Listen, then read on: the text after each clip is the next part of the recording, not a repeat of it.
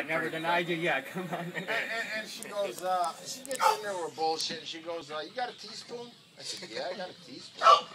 Cooking crack on his Yeah! She goes, you got any baking soda? Yeah, I put baking soda in the refrigerator to keep out the onion smell. So, okay, here's your baking soda and teaspoon. She brings this stuff out, and she's cooking this stuff over the crack. Over crack?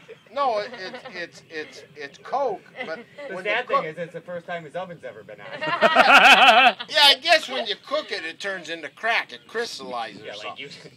No, and she goes, no, she goes, you got any Brillo pads, the copper Brillo pads? I said, yeah, I got some in the drawer, you know, for cleaning, you know. Yeah, here you go. She pulls out a little bit, puts this in this pipe, puts the crystallized stuff in there, and Jesus, I'm a felon, and you're smoking crack in my house. Just one time. Jesus. Did it mess you up when you smoked it?